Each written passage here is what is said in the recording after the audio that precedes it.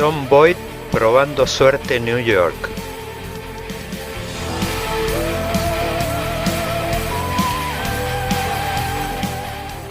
La mano justiciera de John Wayne matando a Liberty Balance.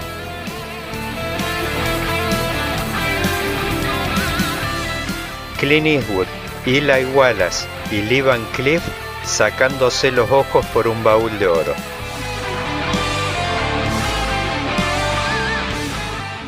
El duelo inolvidable entre Henry Fonda y Charles Bronson.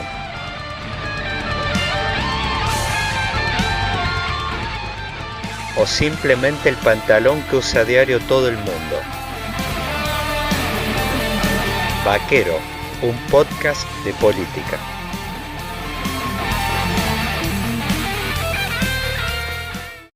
Son las últimas horas de 2022 y todos estamos inquietos por conocer las claves políticas para 2023. Salen los titulares de escena y es el tiempo de una nueva guardia política. ¿Qué tipo de programa económico sostendrá el gobierno entrante? ¿Gradualismo? ¿Shock? ¿Hay espacio para una nueva fuerza política? ¿Para un tercero en discordia? Con todos estos interrogantes en mente, conversaremos con el consagrado consultor político Carlos Fara. Atenti, charla imperdible de colección para cerrar este año inolvidable con Argentina campeona del mundo. Me quería dar un lujo como este de conversar con alguien con una experiencia prácticamente que no tiene parangón en el circuito político. Y bueno, a ver cómo estabas viendo este fin de año y sobre todo, a ver, no sé, desde una faceta por ahí que no es tan conocida tuya, que sí yo la conozco un poco más, que compartimos la pasión por el cine.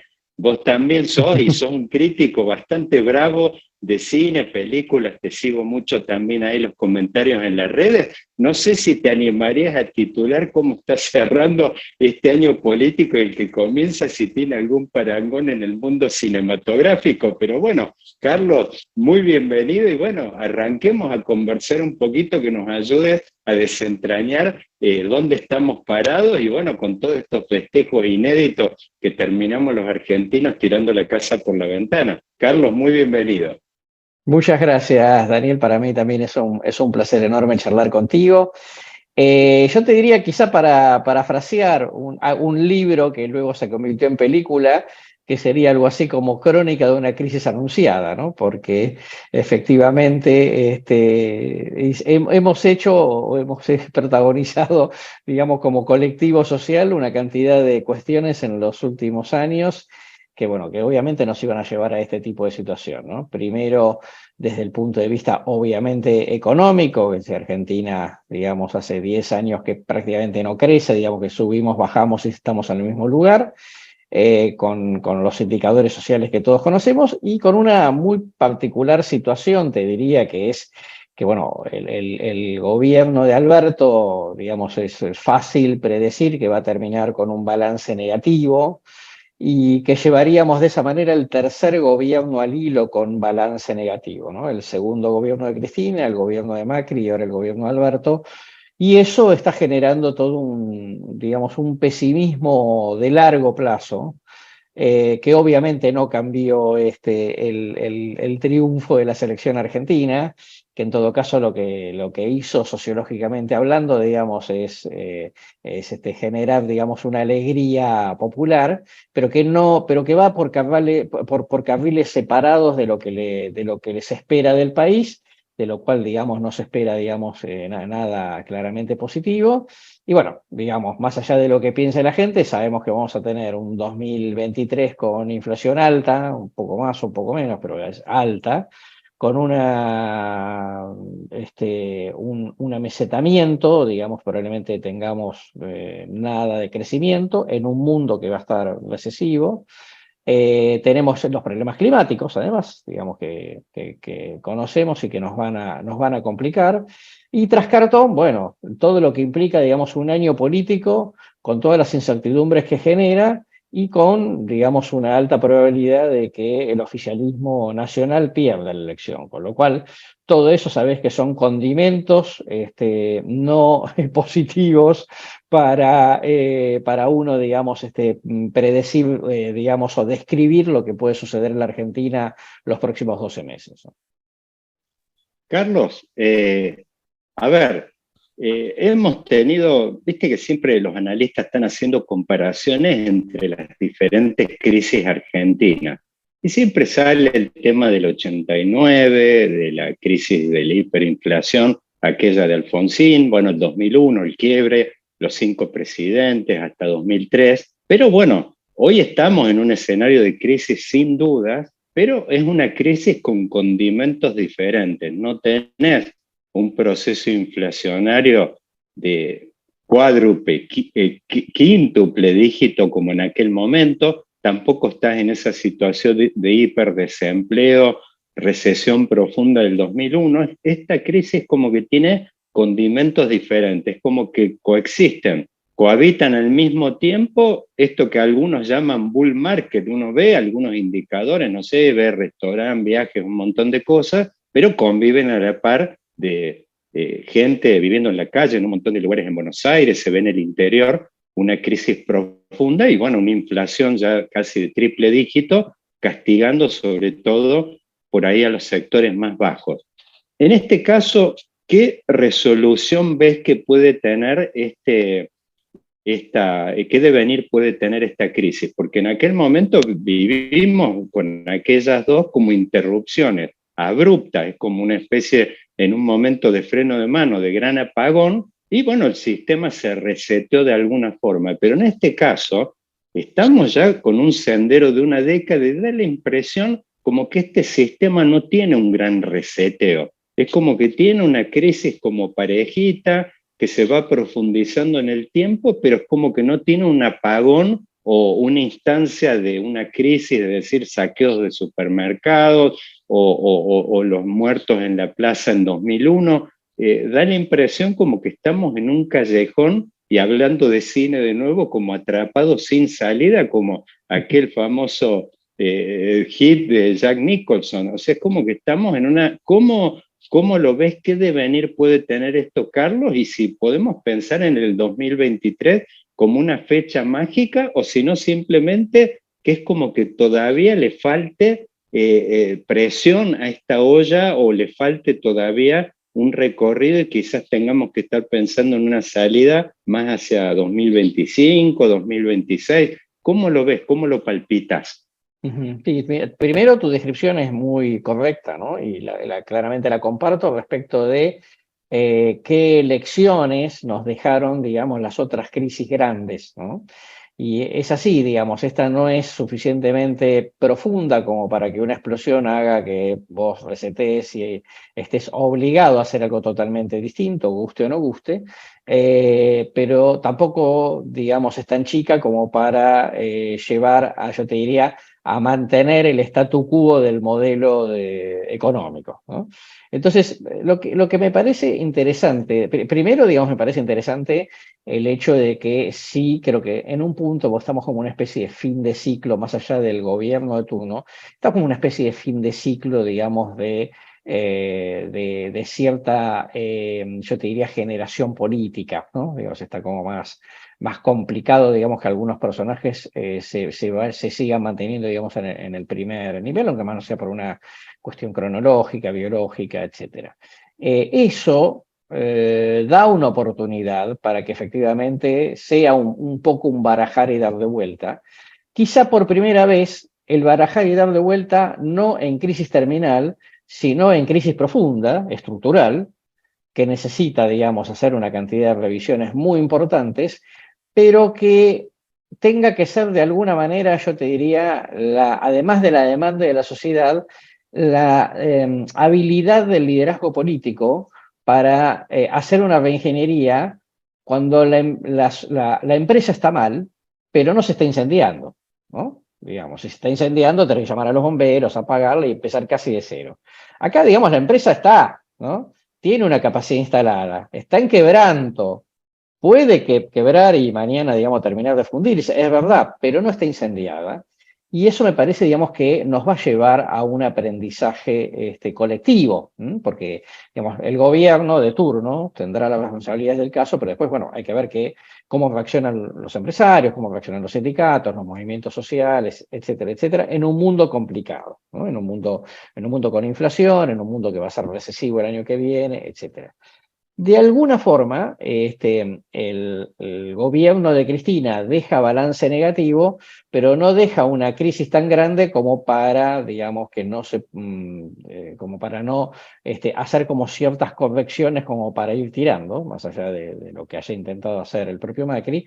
Y después recibe Alberto una situación muy negativa, pero le agarra la pandemia, ¿no? Con lo cual o es muy difícil, digamos, poder hacer reformas en el medio de una situación como esa, después vino la guerra, etcétera. Entonces, yo creo que es interesante, digamos, que quizá Argentina, la dirigencia política, haga un reseteo que no tenga que ver, que no esté obligado por un incendio terminal, ¿no? Eso yo, digamos, veo posibilidades porque el modelo, digamos, de desarrollo hasta acá, digamos, está absolutamente agotado, sin lugar a dudas. Y también es cierto que la sociedad, digamos, está pasando también por un periodo de ajuste. Ahora, digamos, estos próximos días aumentan tarifas de servicios públicos, tarifas de transporte, digamos, que tienen impacto popular importante, y no va a haber ninguna manifestación popular en contra del aumento de tarifas, ¿ok? No está habiendo, digamos, ningún movimiento popular de rechazo, ni ninguna protesta, ni ningún cacerolazo, ni ningún nada, porque están aumentando, digamos, en parte algo de las tarifas de servicios públicos. Entonces digo, ojo, porque me da la impresión de que la sociedad en un punto quizá está como más preparada mentalmente para un ajuste no agradable que lo que piensa la propia dirigencia, ¿no? Inclusive, y agrego un dato que me parece para mí uno de los datos centrales de la Argentina, que es que estamos teniendo pobreza e indigencia fatales. Estamos teniendo muchos trabajadores que aún trabajando en blanco son pobres, porque no alcanzan, digamos, la canasta básica, pero estamos teniendo una Argentina que en esta ecuación habitual de la economía de precio o por ajustar por precio por cantidad, está ajustando por precio, que esto es bajos salarios, pero no un mal nivel de desocupación, ¿no?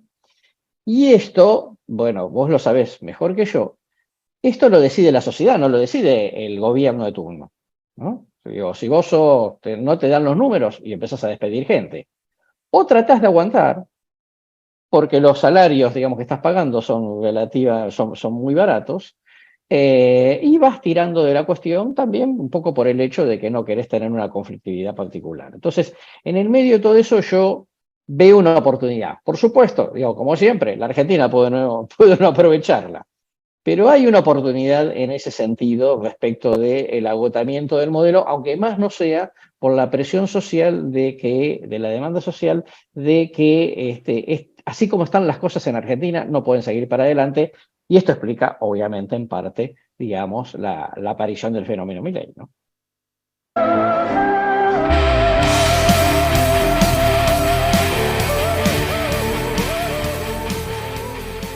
Carlos, me gustaría entrar en una puerta que abriste muy interesante, que es esta, como da la impresión que hay una sociedad yendo por delante de la dirigencia política.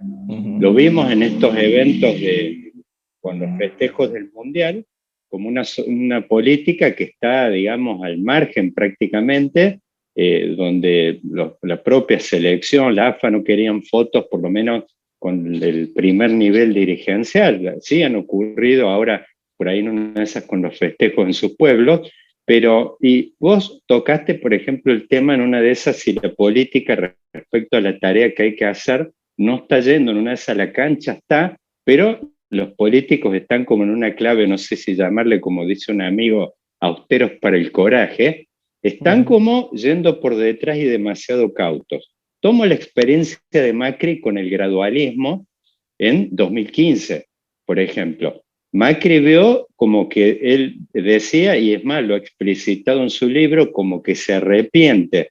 Él cuando dice lo mismo pero más rápido, dice que es como que tomaron el camino gradual y en cierta forma se ha arrepentido de haberlo hecho de esa forma. Quizás él mismo está leyendo esto que estás comentando vos, que da la impresión que hay más cancha de la que los políticos se están animando a ocupar. ¿Cambió algo respecto a aquel momento de Macri? Y quizás en una de esas eso sea mérito de este tercer sector hoy liberal, libertario, tan ruidoso, estridente y que habla sin tapujos de ningún tipo de quemar el Banco Central, reivindican la figura de Menem, de Cavallo. Quizás ese es el condimento diferencial de esta época. ¿Cómo lo ves? ¿Por qué esta vez se podría tomar un camino en una de esas que no sea de cirugía mayor? Y por supuesto que no corra el riesgo en una de esas del fracaso que tuvo Macri de haberse quedado corto. ¿Dónde encontrar el tono?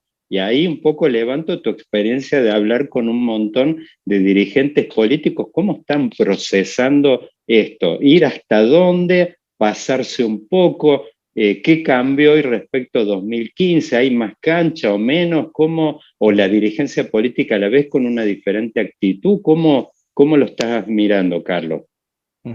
Mira, primero, efectivamente, digamos, los indicadores son peores, ¿no? Digamos, tenemos muchísima más inflación, tenemos más pobreza, etcétera, etcétera.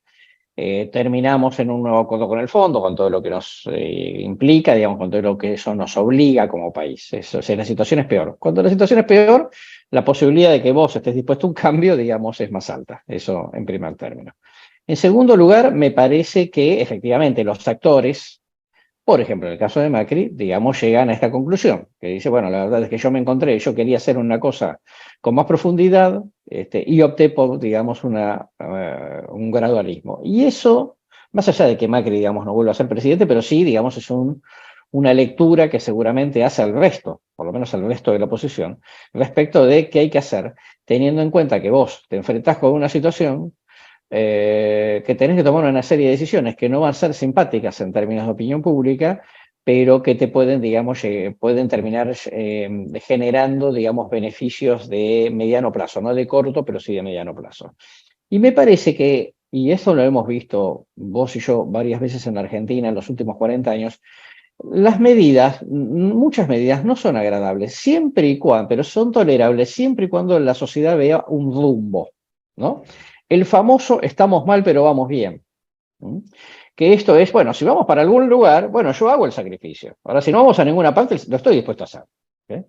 Y me dio la impresión, digamos, que en el caso de Macri no quedaba claro ni el rumbo, ni los beneficios, digamos, de lo que estaba planteando, y eso que fue gradualista, porque de hecho, digamos, el tema tarifa fue bien complicado. Después, bueno, cambió el ámbito internacional, digamos, y ya después se complicó más de la cuenta. Entonces, te diría, si el líder transmite el rumbo, la gente está dispuesta a caminar por el desierto mucho tiempo. ¿Mm?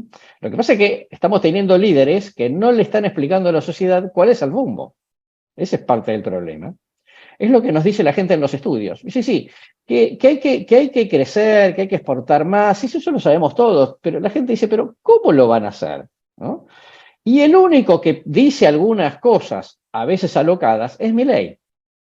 Dice, bueno, tiene algunas ideas un poco alocadas, puede ser un loco lindo, puede ser medio peligroso, pero por lo menos dice algo. ¿No? El oficialismo, porque es oficialismo, es lo que tiene, es lo que hay. Y la oposición, que no quiere arriesgar mucho porque dice, no sé qué me voy a encontrar dentro de un año. Entonces, por las dudas, hago enuncios generalidades, ¿no? Seguridad jurídica, ¿no? Hay que tener un solo dólar, hay que sincerar las variables macroeconómicas, hay que bajar el gasto público. Son objetivos, digamos, no son maneras, digamos, de llegar. Entonces, me parece que ahí lo interesante de Milei, más allá del porcentaje de intención de voto que tenga en estos momentos, es el hecho de que se actúa como un factor amenazante sobre el statu quo político, ¿no? Que no tiene que ver exclusivamente con las ideas, con la tendencia ideológica de Milei, y entonces es más probable que eso lleve a la dirigencia, al resto de la dirigencia, digamos, a ponerse más las pilas, digamos, y ser un poco más arriesgado, un poco más temerario, un poco más audaz, ¿no? Un poco más corajudo, en plantear lo que finalmente, digamos, haya que plantear. Que a esta altura del partido nadie se engaña con que no haya que hacer un mega reestructuración del modelo económico en Argentina.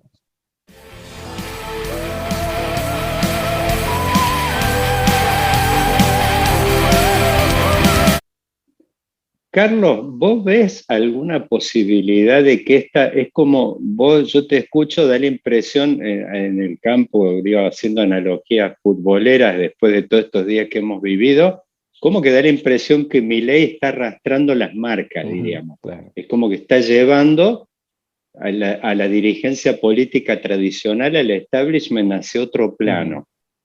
¿Qué posibilidades ves de que terminen coronando por ahí estas fuerzas y estos dirigentes nuevos, que quizás uno podría decir que Milei es el más outsider de los outsiders, digamos? Hay varios dando vueltas, pero realmente es alguien que viene muy, muy por fuera, no se presenta con una fuerza política tradicional, como podríamos decir, no sé, Manes es un outsider, ahora se lo presenta el radicalismo, que es el partido más antiguo del sistema político. Entonces, bueno, Milei es todo novedad. Y después, bueno, hay otros, por supuesto, no por ahí tanto en la primera línea, pero han aparecido novedades, uno ve, no sé, Tetaz, Carolina Lozada. El peronismo da la idea de como el gran actor de político de las últimas décadas, no parece estar aportando ninguna novedad, y por ahí la figura de reserva que tenía Sergio Massa es como que la ha jugado digamos, su última figura en una de esas que estaba un poquito más al margen.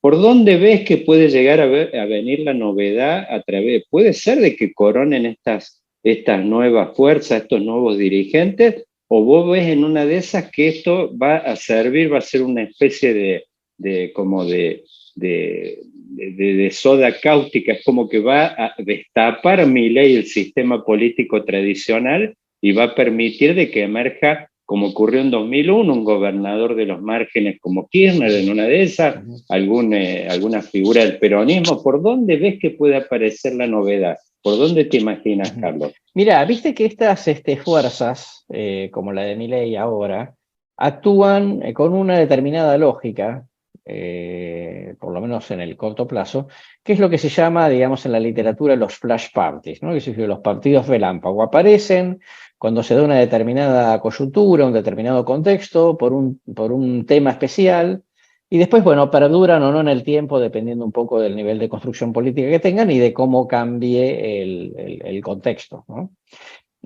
Recordemos que en los 80, con otras características, pero el rol de la UCD, ¿no? La Unión del Centro Democrático de Álvaro Sogaray, fue un poco el rol de instalar agenda sobre lo que no estaban aceptando hacer, digamos, los dos partidos mayoritarios. Quizá Milei tenga de vuelta este rol, que sea, más que nada, sacudir el avispero para que el statu quo se despierte e incorpore no sé si el ideario, pero por lo menos incorpore, digamos, como que la agenda claramente, digamos, tiene que ir por un lado de combate frontal de la inflación, haciendo cosas, digamos, que hasta acá el sistema, digamos, no pareció tener ganas de hacer. Me parece que tiene más que ver con eso. Tengamos en cuenta que Argentina en 40 años hasta acá no ha tenido outsiders presidentes, ha tenido personajes que en todo caso renovaban, digamos, un poco el oxígeno. Es el caso Kirchner, 2003, pero era un personaje del sistema, ¿no? Es el del Partido Justicialista, etcétera, etcétera. Macri, que nace como outsider, pero, digamos, hace toda una carrera política antes de llegar a la presidencia, o sea que finalmente cuando llega a la presidencia es uno más de la política. Y ahora, digamos, a mí me parece raro que un outsider termine gobernando la Argentina. Lo que sí puede llegar a pasar es que sea una señal de alerta, ¿no? Que vos me digas, bueno, este outsider este año saca, el año que viene, digamos, saca 20%, y ojo que si volvemos a un nuevo fracaso, el outsider no se convierta, digamos, en un prospecto realmente con posibilidades, ¿no? Porque hasta acá, digamos, vamos, como decíamos, con esta sumatoria de frustraciones. Pudiese ser que en algún momento la sociedad se canse y diga, bueno, que venga uno que de afuera y que haga lo que tenga que hacer y probemos, total, digamos, perdido por perdido, digamos, hasta acá no estamos yendo a ninguna parte. ¿Y cómo ves, Carlos, la posibilidad, si uno mira las fuerzas tradicionales, que uno podría decir son las que estarían proveyendo el envase para estos nuevos contenidos, ¿no? Si uno mira para atrás, da la impresión como que el peronismo ha tenido, no sé si decir, un pragmatismo y hasta un desparpajo para saltar casi sin solución de continuidad de Menem a Kirchner. Y por supuesto, con nuevas alianzas, nuevas propuestas, pero no sé, empuñaban, uno piensa en figuras, no sé, por ejemplo, Pichetto era uno de los hombres que estaban en la cocina del menemismo en cuanto a todo lo que era el trámite legislativo, y después, bueno, saltó a la nueva etapa, y bueno, uno es como que está acostumbrado a que el peronismo tenga esta plasticidad. ¿Cómo ves la posibilidad de que por el otro lado, quizás desde el lado de Juntos por el Cambio, este milagro se produzca? Y sobre todo teniendo en cuenta que da la impresión que el radicalismo no se siente demasiado cómodo en su alianza con el PRO, como que, o por lo menos tiene la voluntad política de reescribirla, redefinirla, y bueno, siempre, no sé, yo tengo la impresión que el radicalismo se siente más cómodo dentro de una clave más socialdemócrata, que en una de esas dentro de estos vientos de época nuevos que están soplando. ¿Cómo ves las fuerzas tradicionales en cuanto a una y a otra, que son dos en realidad, en la posibilidad de acoplarse a estos nuevos vientos de época? Bueno, mira, primero veo al peronismo, digamos, con poca perspectiva de plasticidad para adecuarse a los nuevos vientos, quizá como nunca desde el 83 para acá, digo, porque en el 83 perdió la elección y vino la renovación peronista, digamos, bueno, que finalmente, de entre las cuales, digamos, el propio, digamos, se subió el propio Menem, ¿no? Desde ya. Luego perdieron la elección del 99 y Menem seguía siendo una figura importante, pero mucho más disminuida, y bueno, después ya todo lo que sabemos sobre la construcción a partir del el fenómeno Kirchner. A partir de ahí, el peronismo entró en desgajamientos, ¿no? Gente que se fue al PRO, ¿no? Juntos por el Cambio, vos tal cual lo decías, digamos, en el mismo caso de Pichetto.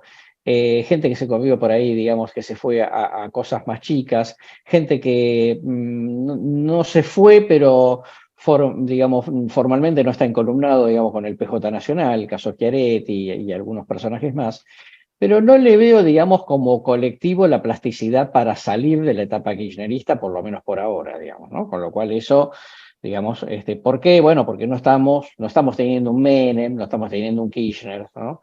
Un de la Sota, ¿no? Por supuesto, que efectivamente sean los personajes con el coraje, con la audacia, como para liderar una cosa, digamos, que rompe el statu quo. Eso hoy aparentemente no se ve. La Liga de Gobernadores es una liga comparada con aquella de 2001-2002, muy disminuida en su volumen política, ¿no? Desde ya, ¿no? No está Reutemann, no está de la Sota, no está Bucauf, en fin. Entonces ahí lo veo, la verdad que complicado, por lo menos de corto plazo, hasta que eventualmente, si efectivamente se confirma, pierda, digamos, la elección presidencial del año que viene y ya eventualmente empiece quizás a un barajar y dar de vuelta, pero por ahora no aparece. En el otro lado, tal cual vos describís bien, yo creo que la mayoría de Juntos por el Cambio, si vos tomás el radicalismo, la coalición cívica, y parte del PRO moderado, ¿no? Como Rodríguez Larreta, es más probable que te encuentres con una versión más de centro o socialdemócrata, digamos, sin renegar, digamos, de los principios del ordenamiento necesario macroeconómico. Digo, Manes y Lustó se autodefinen como socialdemócratas, ¿no? Bien. En ese punto, me parece que sí o sí, la coalición opositora necesita virar al centro, vamos a decir así. Porque además, lo más probable es que la próxima elección se defina en el centro, no en los extremos, ¿no? Más allá de Cristina, que por ahora se corrió, pero obviamente va a influir. más allá de lo que decida Macri, que me parece que está más complicado de corto plazo, porque Cristina se corre, y porque la mayoría de la coalición, como estamos describiendo, tampoco sintoniza con lo que Macri quiso hacer cuando fue presidente. Y luego, digamos, el caso de Milei, que es un extremo, pero es un extremo, digamos, que hay que tomarlo con pinzas, en el sentido de que él es un extremo cuando él se presenta ideológicamente, pero no es tan extremo el público ideológicamente que lo está votando ahora. Entonces, digamos, me parece que hay una serie de matices que hay que contemplar. Yo, en ese punto de vista, me parece que Juntos por el Cambio hoy tiene más plasticidad para construir una propuesta más de centro, que sintonice más con la mayoría social, que la que tiene el peronismo. Carlos, digo, como ya para ir pensando en un cierre de este balance espectacular de la hora del federalismo y Vaquero, un podcast de política, digo a quien esté agarrando la manija ahora en el año próximo y que se va a encontrar, un poco escuchándote, pienso como con dos, vos decís, va a ir por el centro la cosa y se va a encontrar como en dos, o sea, no se puede, por un lado el límite de lo mismo pero más rápido, o sea, eso no va, pero por otro lado no va tampoco esta idea de mantener como seguir, como que la fiesta siga transcurriendo en los mismos términos. Es como que quien llegue a la Casa Rosada el año que viene va a tener que encontrar algún lugar entre esos dos extremos. No se puede ir a fondo, pero tampoco no se puede no hacer nada. Digamos que es un poco quizás lo que ha venido ocurriendo hasta ahora. ¿A quiénes te imaginas si yo te tengo que preguntar por una lista corta de dirigentes mejor posicionados para sintonizar con esa partitura de época? ¿A quiénes te imaginas? Yo te digo los tres que en una de esas uno piensa de los más calificados o mejor posicionados para capitalizar ese nuevo viento de época. Mira, claramente, digamos, un poco por la estrategia que viene llevando, por estilo personal, Rodríguez Larreta, digamos, no solamente tiene, digamos, está ubicado en las coordenadas de este centro moderado, sino que obviamente, digamos, es uno de los 3 o 4 personajes, digamos, con mejor imagen en la Argentina. Patricia Bullrich tiene muy buena imagen, está, digamos, competitiva, ¿no? Digamos, esta es una situación de los últimos tiempos de bastante paridad en la opinión pública con Rodríguez Larreta, pero no por estilo, no me parece, digamos, que esté en la sintonía esta del centro moderado que estamos describiendo. Después, eventualmente, la figura de Manes, que es una figura de mucho prestigio, es muy conocida, pero no tiene votos, digamos, no está pudiendo trasladar ese prestigio en votos, aunque, digamos, por estilo pudiese estar más en lógica del centro moderado. Y ahí se termina la lista, ¿no? Porque, digamos, del oficialismo no sabemos qué va a pasar. Creo que Massa podría ser una alternativa si efectivamente le baja la inflación, si no, y él es consciente de eso, digamos, no tiene ninguna posibilidad de que genere consenso ni interno ni externo, digo, como para ser un candidato competitivo. Es claramente, digamos, lo más moderado dentro lo más cercano, ese centro moderado del que hablábamos dentro del Frente de Todos, pero bueno, digamos, en este contexto, digamos, es muy difícil. Y además, sea quien sea el candidato del Frente de Todos, realmente va a tener que dar muchas señales que convenzan que no va a sufrir, yo te diría, el síndrome de la conducción de Cristina. Entonces, viste, ya no tiene que ver solamente con la trayectoria ni con las ideas, sino que tiene que ver con alguien que parezca que efectivamente va a ser presidente por la propia y no porque dependa de un liderazgo ajeno. No, aparte, Carlos, yo ahí tengo la impresión, no sé si la compartís, es que en un eventual, que por supuesto poco probable, pero un eventual proceso de recuperación del oficialismo, ¿por qué no Alberto Fernández? Porque en definitiva, cuando vos decís esto, si uno nuevo tiene que dar pruebas de que no se somete al arbitrio, que no va a estar castigado por Cristina, bueno, en definitiva Alberto Fernández va a estar en condiciones de decir, bueno, miren, yo por lo menos ya pasé por el calvario, el proceso ese de haber sufrido bullying, y bueno, en definitiva estoy fogueado en esa. Me parece que va a ser difícil en un eventual oficialismo en recuperación sacarlo del medio a quien sería el lógico aspirante a su reelección, ¿no? Totalmente así, estoy de acuerdo contigo.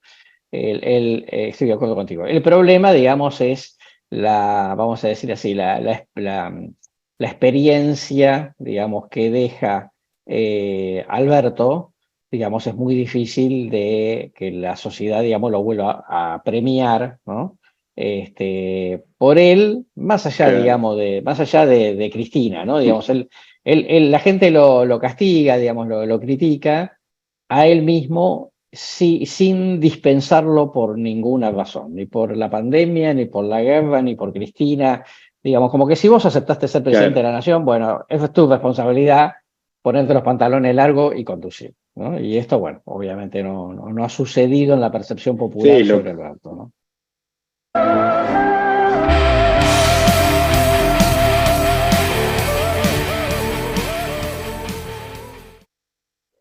Bueno, Carlos, para terminar, me gustaría, pues digo, este por supuesto es un espacio que toca mucho las venas de las provincias, en su propio nombre, el tema del federalismo. Me gustaría, por ahí en una de esas, si estás viendo en una de esas, que alguna de las grandes novedades del proceso político que viene por delante, si ves la posibilidad de que en una de esas emerjan, que se están tejiendo algunas especulaciones respecto a, en una de esas, alguna diagonal inédita entre sectores hoy de Juntos por el Cambio y de lo que sería, no sé, el peronismo republicano, o el peronismo de la zona núcleo.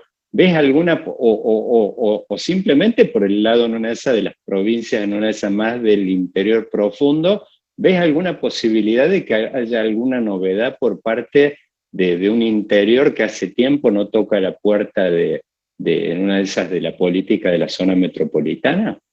Sí, mira, claro, muy claramente, digamos, la posibilidad en el marco, digamos, de una sociedad tan huérfana de liderazgos, está claro, digamos, que el espacio, para la posibilidad de que se produzca, digamos, la inclusión de un nuevo actor existe, porque ese nuevo actor que eventualmente se sumase como persona o como grupo están, digamos, más destinados, orientados, digamos, a sintonizar con ese centro moderado que mencionábamos, que va a ser el gran fiel de la balanza.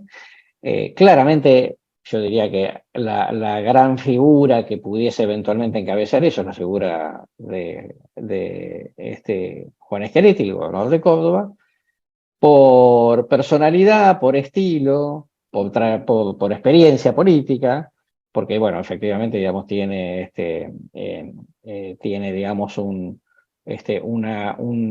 un proyecto político, digamos, exitoso en su provincia que puede mostrar que eso pudiese generar interrogantes entre sectores de Juntos por el Cambio más socialdemócratas, digamos, que pudiesen querer desembocar en una nueva coalición. Yo no descarto nada porque, digamos, todavía no se sabe, hay muchas cosas que no se saben, no se sabe qué va a hacer, digamos, Cristina, con lo cual Cristina, digamos, como conducción, más allá de sus candidaturas. Recordemos simplemente que la opción Lavagna, que en 2019, después por la polarización, sacó el 5%, pero que su potencial daba para mucho más.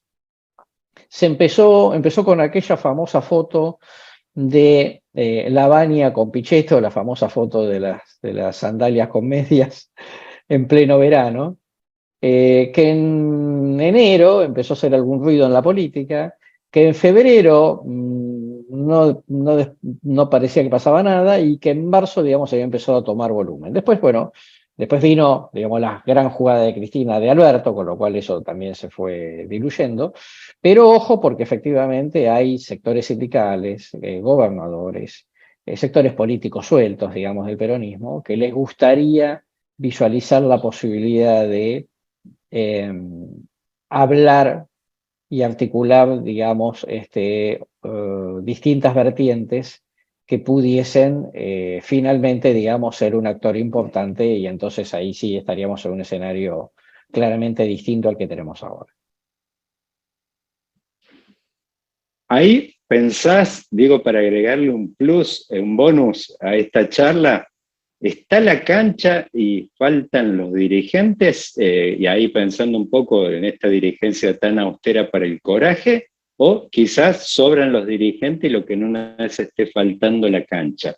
¿Por qué te inclinas vos? ¿Está esa cancha posible? No, vamos a ponerlo así, digamos, sociológicamente, el potencial para una tercera vía, un camino del medio, sigue existiendo, ¿no? Y eso perfectamente pueden ser 20, 25 puntos, digamos, del electorado nacional, que hoy, digamos, con lo que tenemos, digo, cualquier persona que, digamos, que de la noche a la mañana se presente y tenga esa potencialidad, digamos, es un barajar y dar de vuelta. Digamos, la materia prima está. Pero en un escenario, digamos, fragmentado estaría en segunda vuelta. Claro, totalmente, claro. Pero bueno, ahora, digamos, después falta, digamos, dirigencia política que se decida armar ese proyecto, pero está y está hace mucho tiempo, yo te diría, está hace años eso, ¿no? Y de alguna manera, bueno, obviamente, los 20 puntos de masa del 2015 expresaban eso, ¿no? Desde ya. Pero en 2015 todavía, digamos, la grieta era algo un poco, digamos, no tan rechazado como ahora. El rechazo a la grieta es mucho más rechazado en estos momentos. Por eso yo decía de ojo con el fenómeno Milei, porque por lo que lo está votando mucha gente es precisamente porque no es el statu quo, no porque adhiera tanto en el plano ideológico ortodoxo, digamos, a las ideas que él propone. Claro, más actitud, digamos. Se está Exactamente. encarnando el estado de ánimo. Claro, bueno, totalmente. Carlos, ¿Viste? Vos decís, parte de lo que junta a Milei, si se presenta una opción que pueda ser como más racional, menos alocada, más sensata, y que muestre volumen político, ¿no? Porque después empezás a juntar, digamos, actores y eso influye en la opinión pública. No vaya a ser que finalmente, digamos, en realidad el tercer actor sea otro y que Milei haya quedado, digamos, solamente como lo que charlábamos, como una señal de alerta al statu quo y nada más, ¿no? ¿Vos ves ahí alguna chance de que Milei se asocie con algún componente del sistema tradicional? ¿Lo ves factible?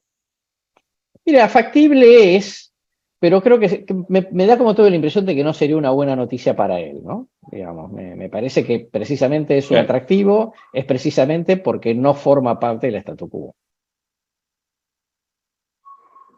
Bien, Carlos. Muchísimas gracias, una charla espectacular de cierre y que ha sido un balance del año, pero también muchas pistas para lo que viene para nuestros oyentes. Así que te mando un fuerte abrazo y bueno, te deseo un muy, muy feliz año nuevo y muchos éxitos como los que venís teniendo. Muchas gracias, Daniel. Siempre es un placer charlar contigo. Te deseo un feliz año para vos, para todo tu equipo y por supuesto para toda la audiencia. Hasta la vista, baby. Thank you.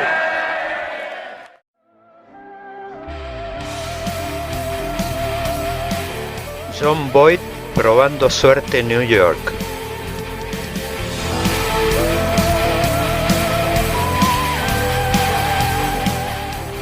La mano justiciera de John Wayne matando a Liberty Balance.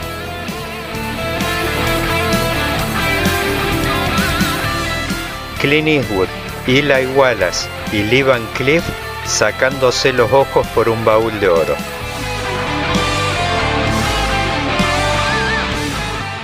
El duelo inolvidable entre Henry Fonda y Charles Bronson.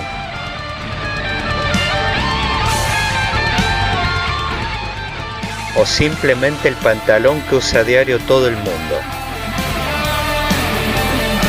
Vaquero, un podcast de política.